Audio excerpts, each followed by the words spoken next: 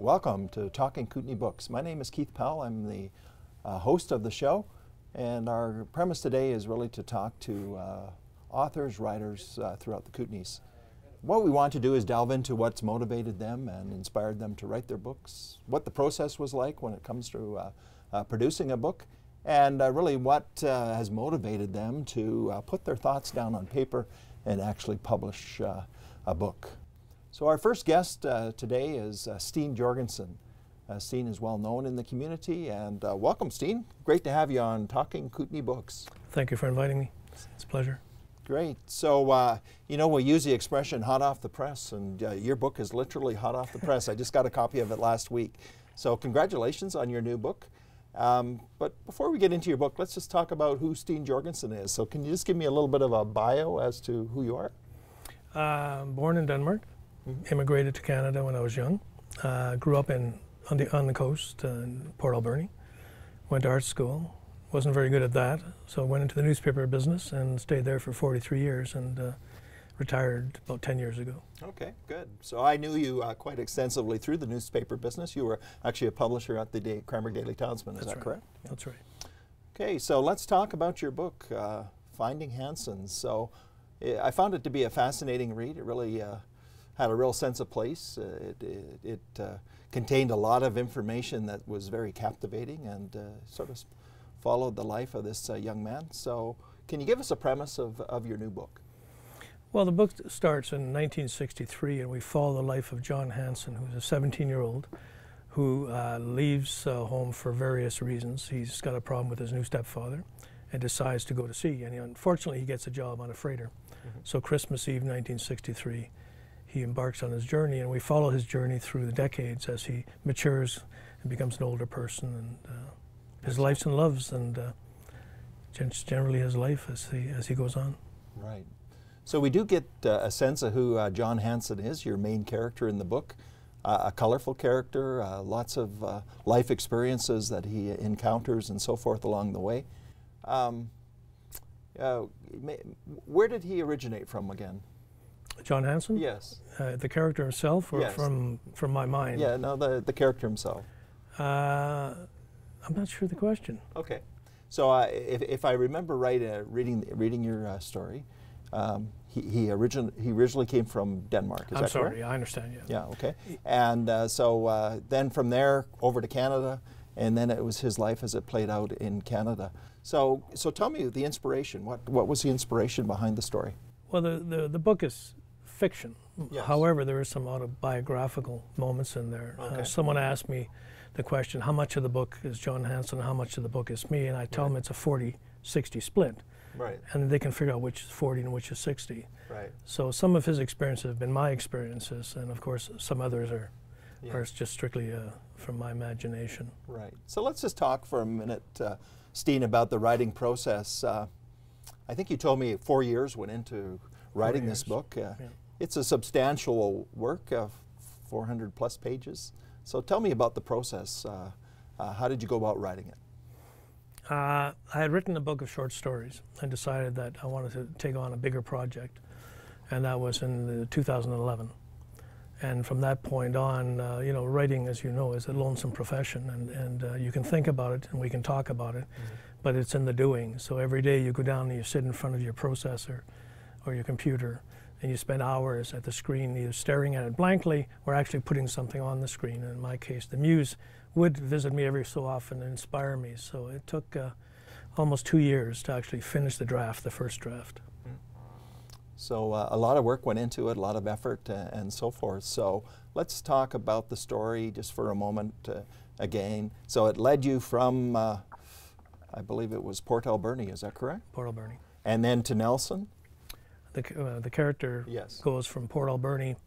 He's spends a certain amount of time on the ship. He comes back to Port Alberni, he goes to Nelson, and from there there's all kinds of things happen. He ends up in Europe towards the end of the book, and there's that journey that we're talking about. Right, so you really do follow that journey of that character, and it gives a great insight into some of the Kootenay's history as well. So I found it really fascinating as you work that history, and also a little bit of a glimpse into the publishing business and the newspaper side as well. So I thought that came out very, very nicely in your book as well. So Steen, why do you think people are going to enjoy reading your book? Hard question. I could ask you the same question.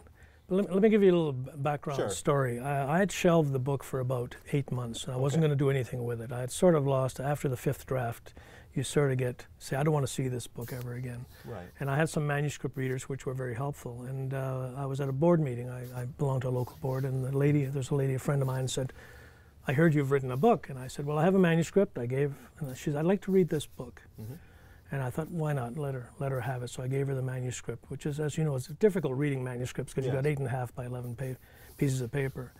And the following month, she came back, and she had tears in her eyes. And she said, the book affected me so much. She said, I laughed, I cried, I ached. She said, I loved it that much. And I thought to myself, if I can inspire one person to read the book like that, perhaps there's an audience out there for the book. So that would be my answer to your question. Yeah, good. So making those connections with your readers is very important. So, you know what, the thing that maybe stood out the most for me is the fact that you had a real sense of place. Whenever you were describing an area or a circumstance, a situation, I could sort of envision myself being in that circumstance. Your description was excellent. Steen, would you just share maybe an excerpt from the book for us? If we have time, sure. I'd be happy to do that. This is an excerpt where John has left the ship and he's back in Port Alberni, and he's dealing with some domestic things with his family. And I'll just read a couple of paragraphs. Sure. That'd be all right? That'd be great. It was Saturday. This afternoon, he and Carl would take a ride out to the Johansons. But this morning, as he had every second week since leaving the Aftenstjerne, that's the name of the ship, John sat in a booth at the Beaufort Hotel coffee shop waiting for his mother Eva and his half-brother Norman. Conversation between him and his mother was always stilted, one-sided.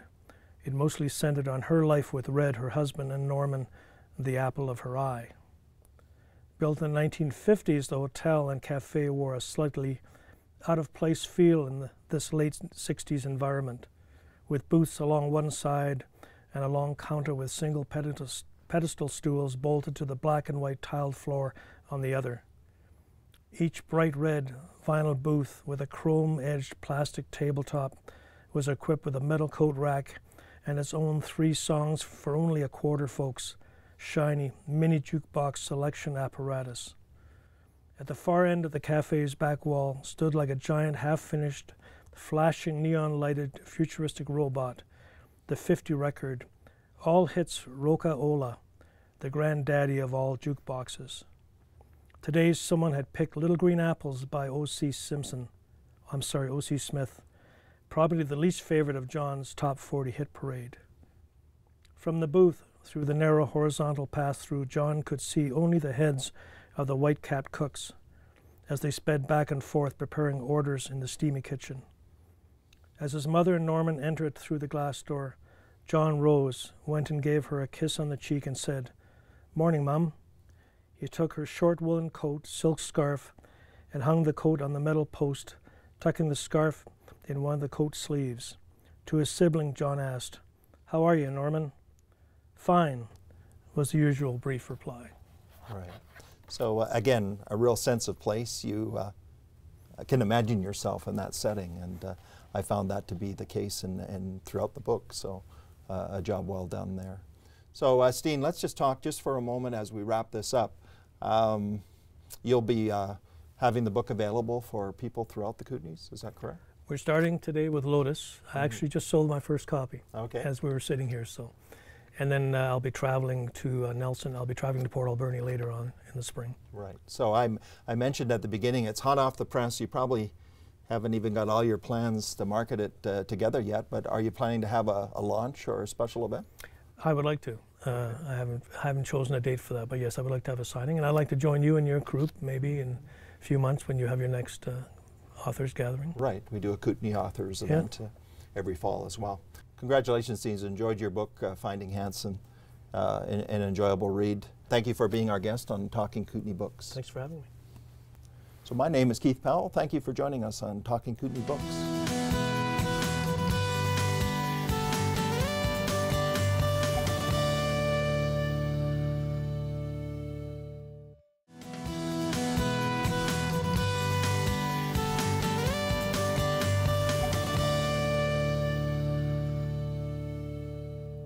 I'm Keith Powell. Welcome to Talking Kootenay Books. We're endeavoring to talk to local authors and writers, get an insight into their various books. And today our guest is Jim Cameron, Cranbrook-based writer. Jim has written the book Cranbrook Then and Now. Jim, welcome to the show. Great to have you here on Talking Kootenay Books. So your book has been out for almost 2 years now. It really is a history book about Cranbrook, but written with a flair, I find. What has been the reaction to your book now that you've had it out for almost 2 years? Yeah, I think the reaction has met my expectations. Lots of people have bought it and read it, and lots of good feedback. And yeah, I think people are having fun with it. It's a pretty easy read. Good. So I noticed there's 140 stories in there, going right back to the earliest days of Cranbrook. It just really gives you an insight into all the colorful characters that lived in Cranbrook and area. Tell me about the process. I know that you were a columnist, or are a columnist for the Cranbrook Daily Townsman. How did that all start, and how did you get an interest in local history? That started actually in 2005. The town was celebrating its 100th anniversary. And what was the Railway Museum at the time, now the Cranbrook History Center, and the townsmen wanted to do a weekly historical feature. So I suggested that perhaps I could do kind of a then and now photographs of old buildings in town, or where the old buildings were and what was on the present day location. And we did that for a year. There wasn't a whole lot of writing involved, just mostly the photos. And then a couple of years went by, and I'd kind of gotten into the whole concept, so I talked again to the people down at the Townsman and suggested maybe a weekly column. And yeah, did that for 8 years. I'm on a bit of a hiatus now because I'm getting volume 2 of the book ready for the summer. But you know, it came from, for me, I mean, I grew up in Cranbrook. My father was born here. My grandfather came in 1908, I think. So, you know, I've always had a pretty strong attachment to the history of the town. But, you know, I realized somewhere along the way that I really didn't have much of a clue of what that history actually was. Right. You know? Jim, the way that you present the local history is really fascinating because, you know, when people think history, they think dry and boring. And the way that you present your book is really a nice read. And you bring out the flair of the characters that you're talking about and so forth. How do you achieve that? Well, I use a process that I think is called nowadays creative nonfiction, which means I stick to the facts, but I take a lot of editorial leeway in the way I present them. You know, sometimes they're in story form. Sometimes I add you know, background really of my own devise. And it's really just, you know, a lot of the characters speak for themselves. So really, you're bringing history to life, is that correct? Yeah, you know, it's out there, and all you have to do is just put it on the page.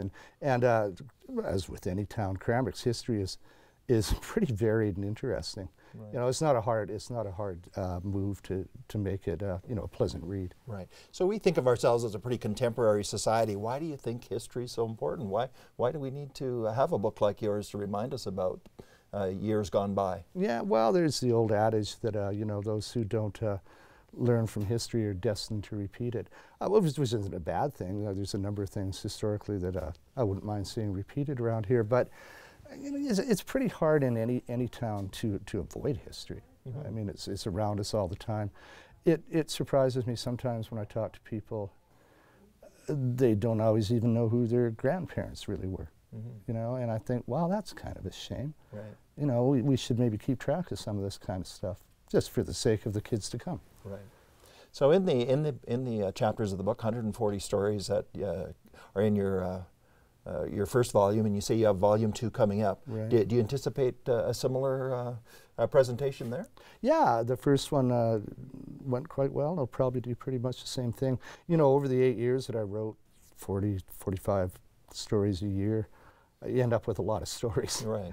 So, you know, I've just gone through and you know, picked out some of my favorites and some of the ones, and added, you know, updated a lot of them, because I started long enough ago that there was always new things coming in. Sure. Jim, you know, one of the things I really enjoyed about your book is the variety of photos that you had in the book. Tell us about the process of gathering those photos and how did that come about? Yeah, that's probably the fun part. I mean, I did a lot of research down at the Townsman, because they have the newspapers going back for, well, almost 100 years. I did some work over at the Cranbrook Archives Center, the History Center. I'm lucky in that my family had quite a wealth of photographs, you know, having lived here for that long. And as I got more into it, people were coming out of the woodwork saying, hey, I have photos of this.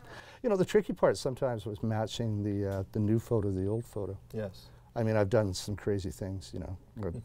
Climbed on buildings I probably shouldn't have been on and done, you know. Just to capture that right Yeah, photo. try and get that. Stood in the middle of a busy street with traffic whizzing around going, just try not to kill me, I just got this one photo. So maybe just grab a copy of your book there if you wouldn't mind, Jim. I have a feeling that you've got some favorite stories that are contained within the book. Would you mind sharing just an excerpt from one of those stories? Yeah, I'd be happy to. This one is from a section that I wrote really dealing with all the old drive-in restaurants and in the town back in the day, you know, including the Triway, the A&W, the Dairy Queen, the Dog and Suds, and the Rex Drive-In and such. This is the intro to it, based on something that I've felt all my life, laying in my bed sometimes at 4 in the morning on a hot summer night and hearing there's always seems to be in the summer a kind of a ghost car that's just driving like crazy. It blocks away and it comes out of nowhere and it goes nowhere. So I use that premise as the intro. Okay, let's hear it. They say he is still out there. On sultry Cranbrook summer nights, they say you can still hear him sliding through the gears along the sleeping city streets, laying rubber as he winds up 7th Avenue. Or is it 11th Street? It's hard to say exactly. Things echo strangely. So hop-top hot rod for sure, coming out of nowhere and revving off into the night. Who actually sees him? It's always a friend of a friend, someone who knew someone who was around that night.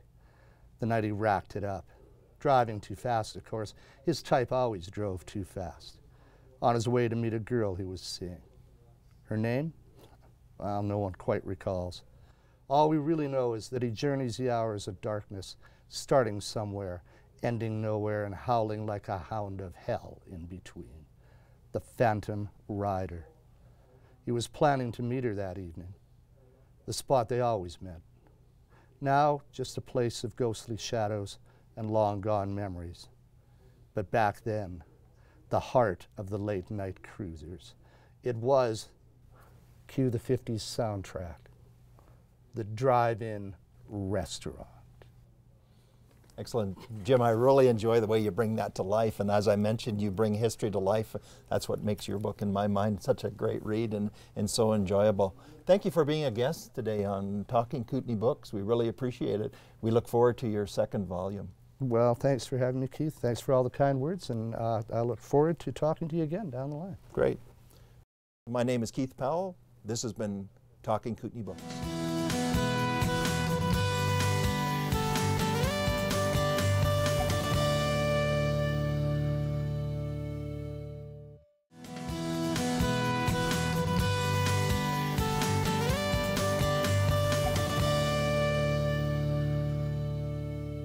Welcome to Talking Kootenay Books. I'm Keith Powell.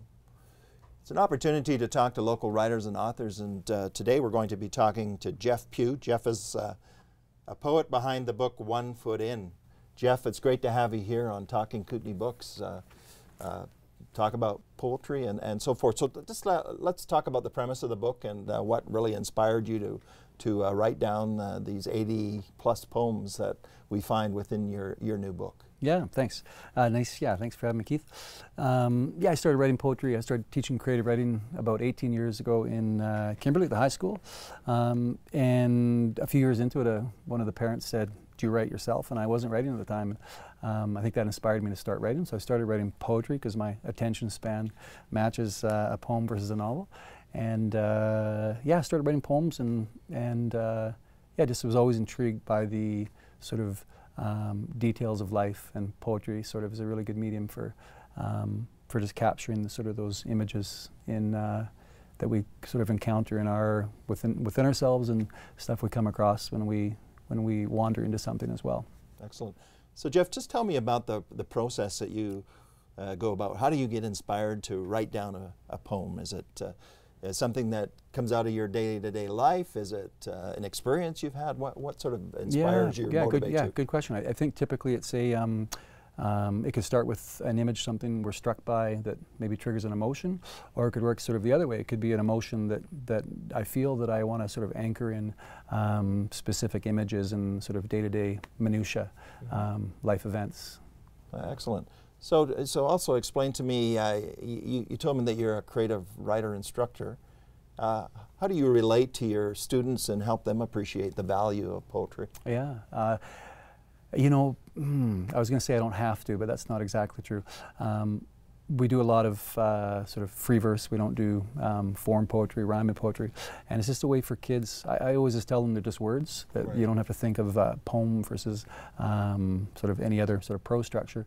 They're just a collection of words that represent, you know, experiences and things we notice in life. And I always say, as artists, we tend to notice things sometimes other people don't. And as poets or writers, that's our job, is to notice those things that sort of other people feel or see and maybe don't experience it in the same way. So Jeff, tell me, what motivates you to write it down? I know we all see things, we all observe things. What really motivates you to document that? Yeah. I think it's just you know, like any art form, I can't draw, so I'm just intrigued by words, and I think sometimes I get obsessed with sounds and the way words come together, and the way images sort of form a feeling or connote something. And so yeah, poetry is a good, like I said, a good medium for my attention span, because I can't. A friend of mine is doing a novel and it's taken him over a year, and I just can't imagine spending that much dedicated focus on one long project. Yeah.